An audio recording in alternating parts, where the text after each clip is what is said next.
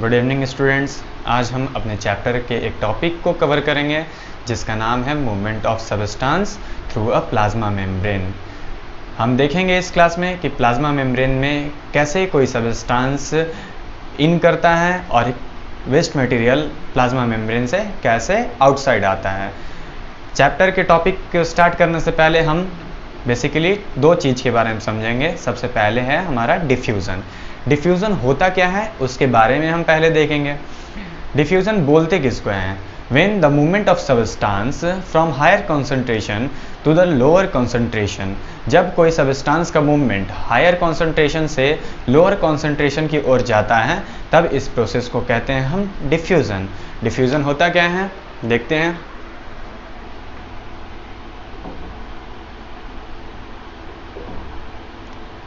Diffusion, the movement of substance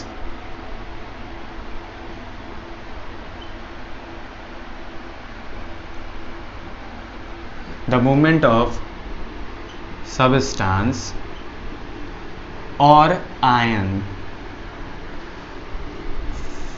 from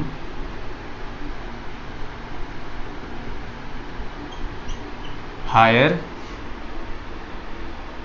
concentration to the lower concentration, यानी जब किसी substance का मूवमेंट या किसी आयन का मूवमेंट हायर कॉन्सेंट्रेशन से लोअर कॉन्सेंट्रेशन की ओर जाता है तो इस प्रोसेस को हम क्या कहते हैं? डिफ्यूज़न। ठीक है, डिफ्यूज़न में कोई भी एनर्जी यूटिलाइज नहीं होता है, यानी डिफ्यूज़न में कोई भी एनर्जी हम लोग को नहीं देना पड़ता है, इसीलिए इसको हम कहते हैं पैसिव डिफ्यूज़न। ठीक, it does not required energy, therefore it is called as passive transport. It does not required energy, therefore it is called passive diffusion। इसमें कोई भी एनर्जी का रिक्वायरमेंट नहीं होता है, इसमें कोई भी एनर्जी का रिक्वायरमेंट नहीं होता है, इसीलिए हम इसको क्या कहते हैं? Passive diffusion. अब हम ऑस्मोसिस के बारे में समझेंगे। ऑस्मोसिस होता क्या है? Osmosis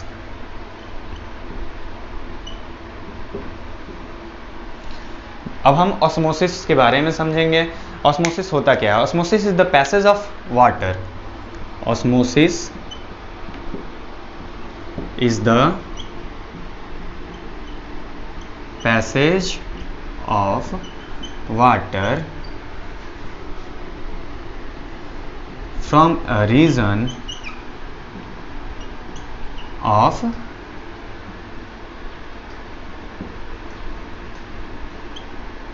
high water concentration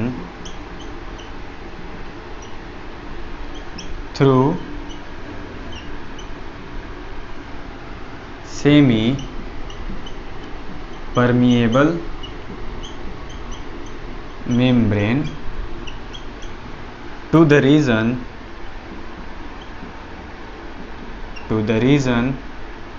of low water concentration, यानी सेमी परमिएबल मेम्ब्रेन में वाटर का मूवमेंट कहाँ से? हायर वाटर कंसंट्रेशन से जब लोअर कंसंट्रेशन की ओर होता है तब इसको हम कहते हैं ऑस्मोसिस। यानी ऑस्मोसिस एक वाटर का पैसेज होता है, कहाँ पे? Through a semi permeable membrane from a region of high water concentration to the region of low water concentration, यानी हाई वाटर कंसंट्रेशन से लो वाटर कंसंट्रेशन के तरफ जब वाटर का फ्लो होता है, कहाँ पे? सेमी परमिएबल मेम्ब्रेन में, तब उसको हम क्या कहते हैं? ऑस्मोसिस। ऑस्मोसिस बेसिकली दो टाइप का होता है, इंडोऑस्मोसिस एंड एक्सोऑस्मोसिस। ठीक है, चलिए देखते हैं।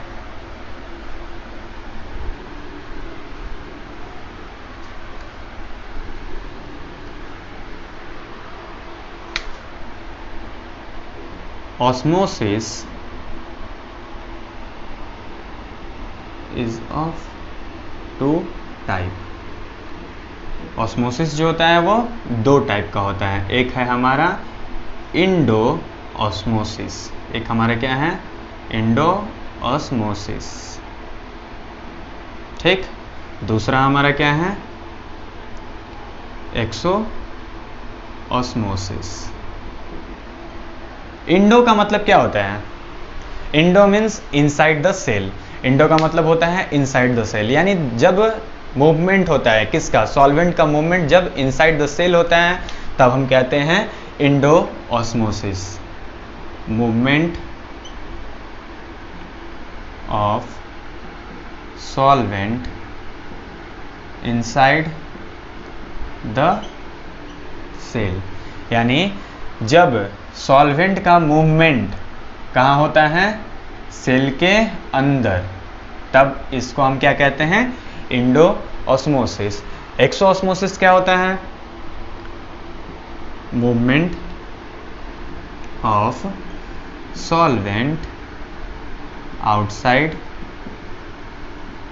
द सेल, यानी जब सॉल्वेंट का मूवमेंट सेल के बाहर होता है, यानी सेल से कोई चीज बाहर निकलता है, तब हम उसको क्या कहते हैं एक्सो ऑस्मोसिस, ठीक है। अब हम पढ़ेंगे types of solution on the basis of types of solution on the basis of concentration, on the basis of the basis of concentration, ठीक है। क्या पढ़ेंगे अब हम लोग? Types of solution on the basis of concentration. जब हम concentration का बात करते हैं तो सॉल्यूशन हमारा तीन टाइप का होता है, ठीक। जब हम कंसंट्रेशन पे बात करते हैं तो हमारा सॉल्यूशन जो होता है वो तीन टाइप का होता है। एक आइसोटोनिक होता है, फर्स्ट आइसोटोनिक सॉल्यूशन, एक हमारा होता है आइसोटोनिक, दूसरा होता है hypertonic, and third is hypotonic, ठीक है। एक होता है हमारा आइसोटोनिक सॉल्यूशन, दूसरा होता है हमारा हाइपरटोनिक सॉल्यूशन, और तीसरा होता है हाइपोटोनिक सॉल्यूशन। हम इन तीनों के बारे में अभी थोड़ा थोड़ा इंफॉर्मेशन लेंगे। आइसोटोनिक, आइसो यानी सेम, जहाँ भी आइसो वर्ड मिलेगा हमको वहाँ हम समझेंगे कि आइसो का मतलब होता है सेम, ठीक है।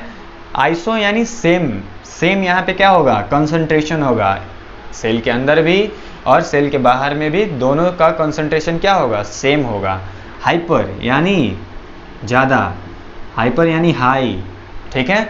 हाइपर यानी हाई, इसका कंसंट्रेशन क्या होगा, सेल के अंदर इसका कंसंट्रेशन कम होगा और आउटसाइड द सेल क्या होगा, इसका कंसंट्रेशन ज़्यादा होगा। हाइपो, बाहर का कंसंट्रेशन क्या होगा, ज़्यादा होगा और अंदर का कंसंट्रेशन क्या होगा, कम होगा। तो अब हम इन सब के डेफिनेशन के बारे में थोड़ा जानेंगे।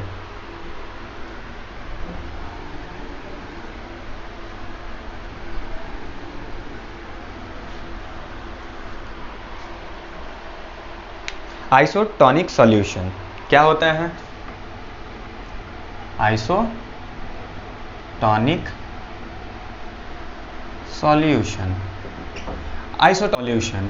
When the concentration of solution outside the cell is equal to the concentration of cytoplasm of the cell, यानी जब सेल के बाहर का कंसंट्रेशन और सेल के अंदर यानी साइटोप्लाज्म के अंदर, जब सेल के बाहर का कंसंट्रेशन और सेल के अंदर का कंसंट्रेशन क्या होगा, इक्वल होगा, तब इस सॉल्यूशन को हम क्या कहेंगे, आइसोटोनिक सॉल्यूशन। दूसरा है हमारा हाइपरटोनिक सॉल्यूशन, दूसरा है हमारा हाइपरटोनिक सॉल्यूशन। दूसरा हमारा सॉल्यूशन क्या है, हाइपरटोनिक सॉल्यूशन। ये क्या है, when the concentration of solution, when the concentration of solution outside the cell is more than the concentration of cytoplasm of the cell। जब सेल के बाहर कॉन्सेंट्रेशन ज़्यादा होगा उसके अंदर के कॉन्सेंट्रेशन से, तब इस सॉल्यूशन को हम क्या कहेंगे? Hypertonic solution. कब हाइपरटोनिक सॉल्यूशन कहेंगे? जब सेल के अंदर का कॉन्सेंट्रेशन ज़्यादा होगा सेल के अंदर के कॉन्सेंट्रेशन के कंपेयर में, तब इस सॉल्यूशन को क्या कहते हैं? Hypertonic solution. ऐसे सॉल्यूशन को क्या कहते हैं? Hypertonic solution.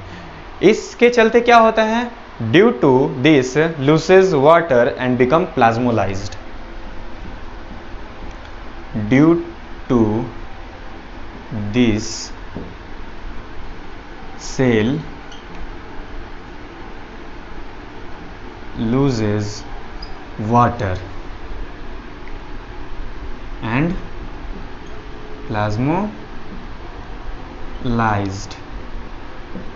यानी हाइपरटोनिक सॉल्यूशन के चलते क्या होता है?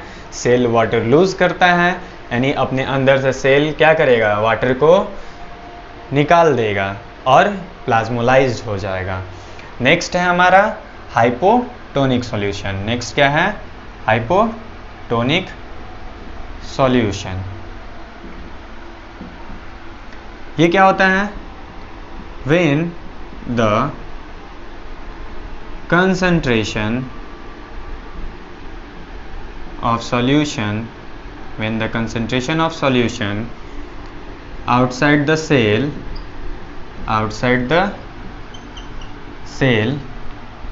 is less than the concentration